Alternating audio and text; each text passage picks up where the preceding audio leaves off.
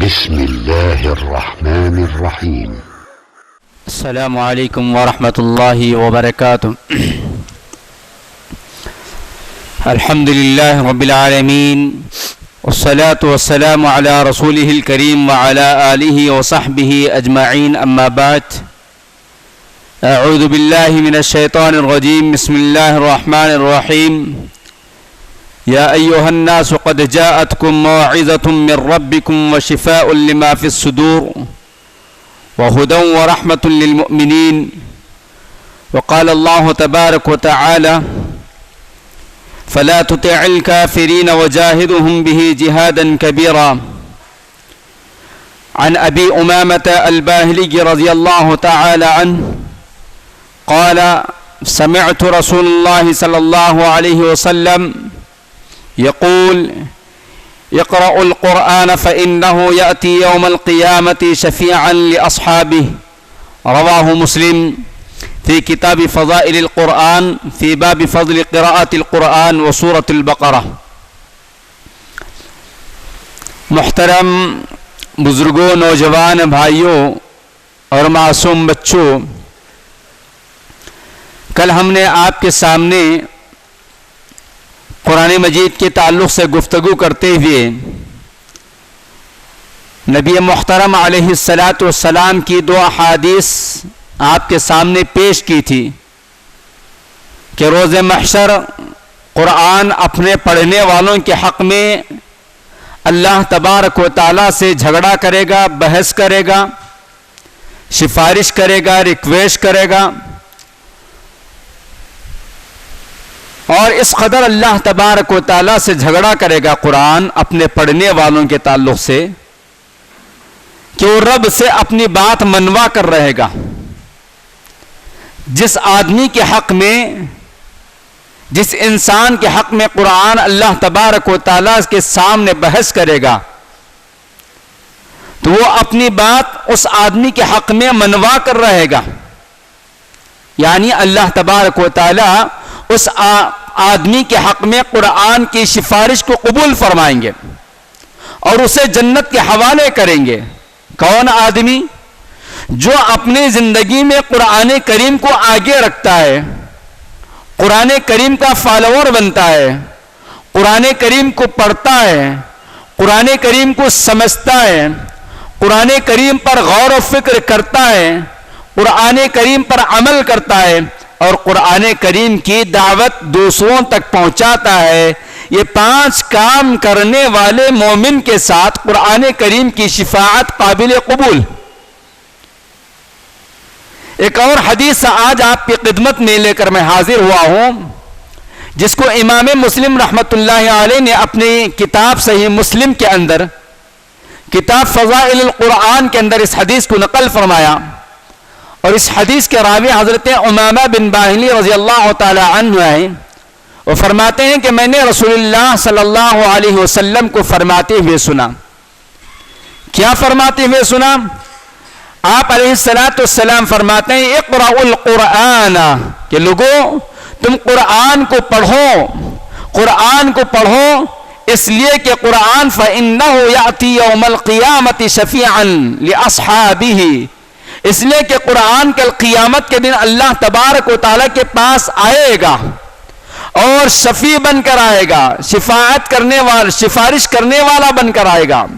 اللہ کے سامنے حاضر ہو کر قرآن اپنے پڑھنے والے کے بارے میں ریکویسٹ کرے گا. کس کے تعلق سے؟ لأصحابہ، اپنے پڑھنے والے کے تعلق سے. جس آدمی کا تعلق قرآن سے جتنا گہرا ہوتا ہے، جس کا شوق قرآن سے جتنا زیادہ ہوتا ہے، ان تمام مومنوں کے لیے یہ خوشخبری ہے کہ کل قیامت کے دن حشر کی عدالت میں اللہ سبحانہ و تعالیٰ کے سامنے قرآن آئے گا اور اپنے پڑھنے والوں کے حق میں سفارش کرے گا. لہٰذا ہمیں اور آپ کو اس بات کی کوشش کرنا ہے کہ قرآن کو کثرت سے پڑھیں، قرآن سے محبت کریں، قرآن کی تلاوت کریں اور قرآن پر غور و فکر کریں اور قرآن کو سمجھنے اور عمل کرنے کی کوشش کریں. آئیے اور آگے بڑھتے ہیں کہ اللہ تبارک و تعالیٰ نے نبی علیہ السلام کو اس بات کا حکم دیا. سورۃ الفرقان کی آیت نمبر 52 میں اللہ تبارک و تعالی نے نبی علیہ الصلوۃ والسلام کو حکم دیتے ہوئے فرمایا فلا تطع الکافرین، اے اللہ کے نبی علیہ الصلوۃ والسلام آپ کافروں کی اطاعت مت کیجیے، ان کی پیروی مت کیجیے، ان کے باتوں میں مت آئیے، بلکہ آپ جو کام کرنا ہے وہ کام بہت بڑا کام ہے۔ وہ کام کیا ہے؟ قرآن کریم کی عظمت کے تعلق سے میں آپ کو بتاتا چلوں۔ اللہ تبارک و تعالی نے اس آیت کریمہ کے اندر قرآن کریم کا مقام بتایا، قرآن کریم کا پڑھنا، قرآن کریم کی تعلیم، قرآن کریم کا پڑھانا، تدریس اور تبلیغ، یہ تمام کے تمام کام جو ہے جہاد اکبر۔ ہم اور آپ جہاد کا معنی، یہ جہاد کا لفظ سنتے ہی صرف یہی تصور ہمارا جاتا ہے کہ جائیں میدان میں کسی کے ساتھ جو ہے قتل کرے، یا اسلام کے خلاف جو لوگ آواز اٹھاتے ہیں ان کا قتل کر دیں، یا خود شہید ہو جائیں یا غازی بن جائیں۔ صرف اسی کا نام جہاد نہیں، بلکہ جہاد بہت سارے معنوں میں استعمال ہوا ہے۔ جہاد کا معنی اپنے نفس کی پاکیزگی کے لیے بھی استعمال ہوا ہے، اپنے نفس کو کنٹرول کرنے کے بارے میں بھی جہاد کا معنی استعمال ہوا ہے۔ قرآن کی تعلیم دینا، قرآن کے پڑھنے اور پڑھانے کا کام کرنا، قرآن کی دعوت و تبلیغ کا کام کرنا، یہ جہاد نہیں بلکہ جہاد اکبر اللہ تبارک و تعالی نے قرار دیا ہے۔ قرآن کا پڑھنا، پڑھانا، قرآن کی دعوت دینا، قرآن کی تبلیغ کرنا، جہاد اکبر اس کا مقام ہے، جہاد اکبر اس کا مقام ہے۔ تو جن لوگوں کی بھی خواہش ہے کہ وہ جو ہیں میدان جہاد کے اندر یہ جام شہادت نوش کرے، ان کے لیے ایک بہترین موقع یہ بھی ہے کہ وہ قرآن کو پڑھیں، قرآن کو سیکھیں، قرآن کو سکھائیں اور قرآن کی دعوت و تبلیغ دوسروں تک پہنچائیں۔ اللہ سبحانہ و تعالیٰ نے اپنے نبی کو حکم دیتے ہیں فرمایا کہ فلا تطع الکافرین وجاہدہم بہ جہادا کبیرا۔ کس چیز سے؟ قرآن کی تبلیغ سے، قرآن کی دعوت سے، قرآن کے پڑھنے اور پڑھانے کے ذریعے جہاد کا کام کیجیے۔ آپ کافروں کی اتباع، کافروں کی پیروی، ہوائے نفس کی پیروی، خواہشات کی پیروی نہ کیجیے آپ۔ اللہ تبارک و تعالی نے قرآن کریم کا اتنا اونچا مقام بتایا۔ ایک اور آیت کریمہ ہے سورہ بقرہ آیت نمبر 231 کے اندر اللہ تبارک و تعالیٰ نے بہت سارے مسئلے مسائل کا ذکر فرمایا، اس سے پہلے اور اس کے بعد بھی۔ طلاق کے مسائل ہے، نکاح کے مسائل ہے، خلا کے مسائل ہے۔ ان مسائل کے درمیان اچانک اللہ تبارک و تعالیٰ نے قرآن کریم کو اور سنت نبوی علیہ الصلوۃ والسلام اور نبی علیہ الصلوۃ والسلام کی رسالت، نبی علیہ الصلوۃ والسلام کی رسالت، قرآن کریم کا نزول اور سنت نبوی علیہ الصلوۃ والسلام، اور ان تینوں چیزوں کے بارے میں کہا کہ سب سے بڑی جو نعمت ہے مومنوں کے پاس وہ نعمت ہے قرآن کریم کی نعمت۔ اللہ سبحانہ و تعالی نے نبی علیہ الصلوۃ والسلام سے فرمایا وَذْكُرُوا نِعْمَةَ اللَّهِ عَلَيْكُمْ وَمَا أَنزَلَ عَلَيْكُمْ مِنَ الْكِتَابِ وَالْحِكْمَةِ يَعِظُكُمْ بِهِ۔ سورہ بقرہ کی آیت نمبر 31 میں پہلے اگر ہم دیکھتے ہیں تو طلاق وغیرہ کا ذکر ملتا ہے، اور اچانک جو ہے درمیان میں اللہ تبارک و تعالیٰ ان تمام مسئلے مسائل کے بیچ میں اپنی ایک ایسی نعمت کو یاد دلا رہا ہے۔ اللہ سبحانہ و تعالیٰ ایک ایسی نعمت کا تذکرہ کر رہا ہے جو اللہ تعالیٰ نے نبی علیہ الصلوۃ والسلام پر نازل فرمایا، اور نبی کو حکم دے رہا ہے وَاذْكُرُوا نِعْمَةَ اللَّهِ، کہ اے اللہ کے نبی تم یاد کرو اللہ کی اس نعمت کو جو تم پر اللہ نے کیا ہے۔ وہ نعمت کیا ہے؟ وَمَا أَنزَلَ عَلَيْكُمْ، جس کو اللہ نے تم پر نازل فرمایا ہے۔ کس چیز کو نازل فرمایا اللہ نے؟ قرآن کریم کو۔ من الکتاب والحکمت، قرآن کریم اور حکمت سے مراد سنت نبوی علیہ الصلوۃ والسلام یعنی حدیث رسول علیہ الصلوۃ والسلام۔ تو گویا قرآن کریم کا نزول اور قرآن کریم کا موجود رہنا یہ سب نعمتوں میں سب سے بڑی نعمت ہے۔ ویسے کتنی نعمتیں ہمارے پاس ہیں اللہ تعالیٰ کی؟ بے شمار نعمتیں ہیں۔ کیا ان نعمتوں کو ہم گن سکتے ہیں؟ کیا اللہ تبارک و تعالیٰ کی ان نعمتوں کو ہم کاؤنٹ کر سکتے ہیں؟ اللہ تبارک و تعالیٰ کی ایک نعمت کا بھی حق ہم ادا نہیں کر سکتے ہیں۔ لیکن ان تمام نعمتوں میں سب سے بڑی جو نعمت ہے، جو نعمت کبریٰ یا نعمت عظمیٰ جس کو ہم کہہ سکتے ہیں، وہ نعمت ہے قرآن مجید کی نعمت ہے، قرآن کریم کی نعمت ہے۔ اتنا بڑا اونچا مقام رکھنے والا مقدس کلام ہمارے درمیان موجود ہے جو تمام نعمتوں سے افضل ترین نعمت ہے، اس نعمت کے ساتھ میرا اور آپ کا کیا سلوک ہے، ہم کچھ سمجھ سکتے ہیں، ہم کچھ سوچ سکتے ہیں، جائزہ لے سکتے ہیں۔ ہماری اپنی پرسنل لائف کا اور ہمارے گھروں کا ماحول ہم دیکھ سکتے ہیں کہ اتنا مقدس کلام ہمارے گھروں میں موجود ہے، لیکن کہاں موجود ہے؟ الماریوں میں موجود ہے، کتب خانوں میں موجود ہے، دھول جمی ہوئی ہے، پڑھنے کی توفیق نہیں ملتی ہے، کھولنے کا موقع نہیں ملتا ہے، وقت نام کی کوئی چیز ہے نہیں ہمارے پاس کہ ہم کلام مجید کو اٹھائیں، پڑھیں۔ اور سبحان اللہ، آج تو اس قدر آسانیاں ہو گئی ہیں کہ آپ چلتے پھرتے قرآن مجید کو سن سکتے ہیں، قرآن مجید جو یاد ہے آپ کو پڑھ سکتے ہیں۔ کلام مجید کے کتنے ایسے نسخے ہیں، کتنے ایسے ایپ ہیں جو موبائل کے اندر موجود ہے۔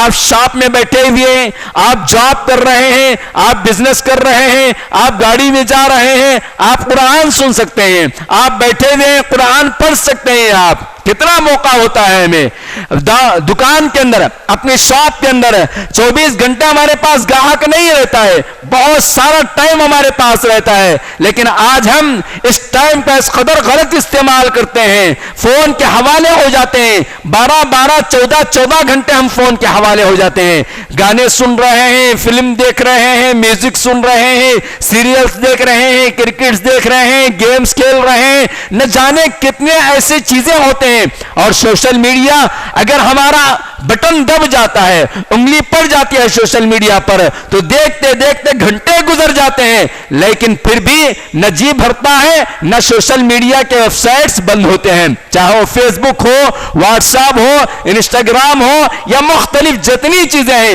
ان تمام کے پیچھے اتنا وقت ہمارا ضائع ہوتا ہے جس سے نہ دنیا کا فائدہ ہوتا ہے، نہ دین کا فائدہ ہوتا ہے، نہ دنیا کے 4 پیسے کما سکتے ہیں، نہ قبر کے سوال کے جواب کی تیاری ہم کر سکتے ہیں، نہ آخرت کا کوئی بھلا ہم سے اس کام سے ہو سکتا ہے۔ اتنا اونچا مقام ہمارے پاس رکھنے والا اللہ تبارک و تعالیٰ کا کلام موجود ہے۔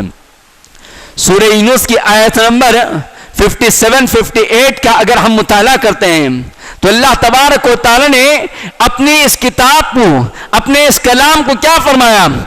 اپنی اس کتاب کے بارے میں کہا کہ یہ اللہ تبارک و تعالیٰ کی جانب سے فضل بھی ہے، رحمت بھی ہے، اور تمام مومنوں کو اس بات کا اختیار ہے کہ اللہ کی اس رحمت، اللہ کے اس فضل، اللہ کے اس عظمت کو تمہارے درمیان پا رہے ہوں تو تمہارے لیے ضروری ہے کہ تم سب کے سب خوش ہو جاؤ اور خوشی کا اظہار کرو۔ خوشی کا اظہار انسان بہت سارے مواقع پر کرتا ہے۔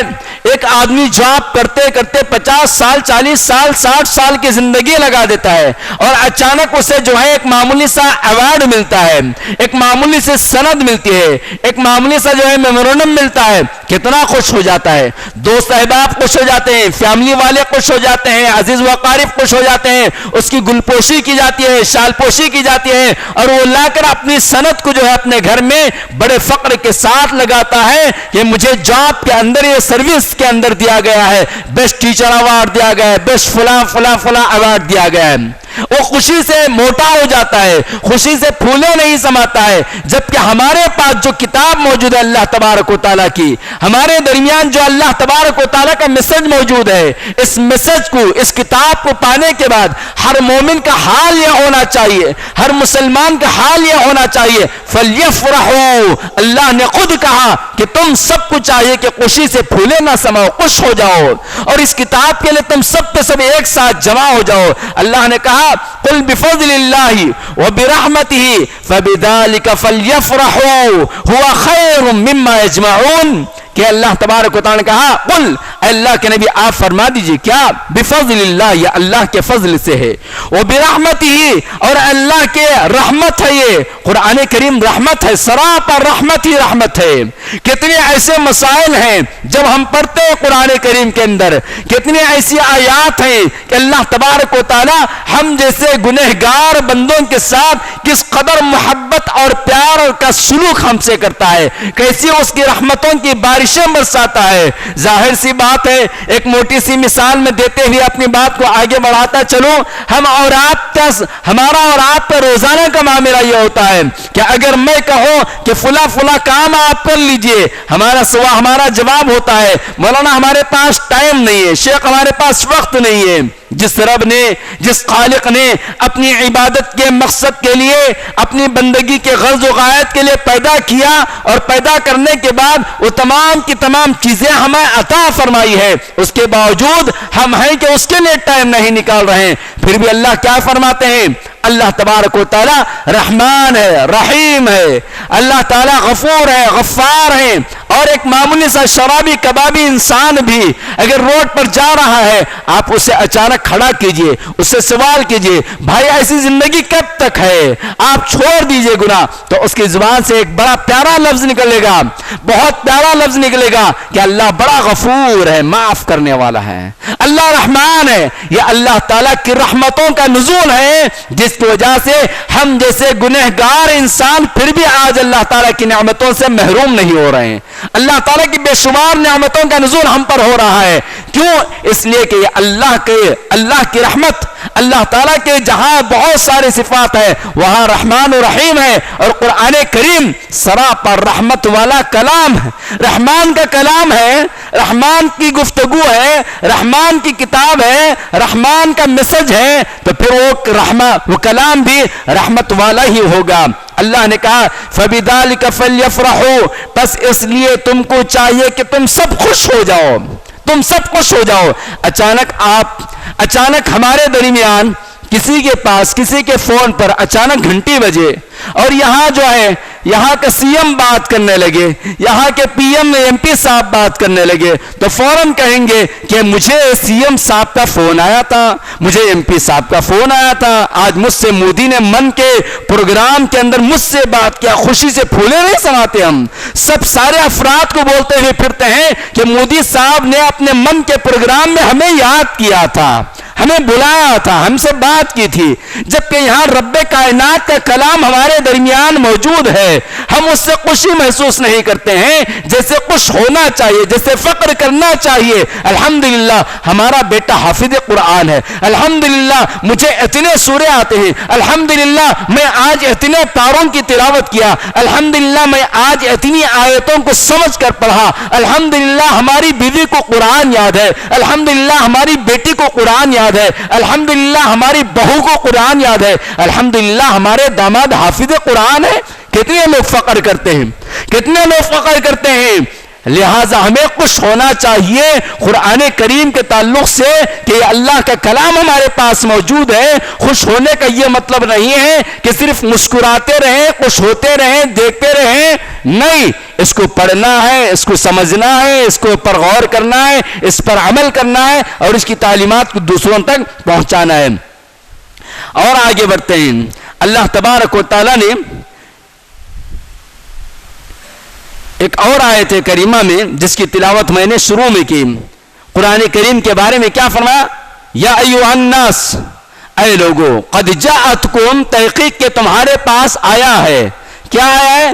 موعظۃ من ربکم، تمہارے رب کے پاس سے ایک موعظت والا پیغام آیا ہے، تمہارے رب کے پاس سے جو کلام آیا ہوا ہے وہ واضح اور نصیحت کرنے والا، تمہارے دلوں کو پگلانے والا، تمہاری زندگیوں کو منور کرنے والا، تمہارے دلوں کو ایمان سے پرنور کرنے والا کلام آیا ہے، تمہیں آخرت کا ڈر اور خوف دلانے والا، تمہاری زندگی کو کامیابی اور کامرانی سے ہمکنار کرنے والا پیغام آیا ہوا ہے۔ اور اس پیغام کی خصوصیت کیا ہے؟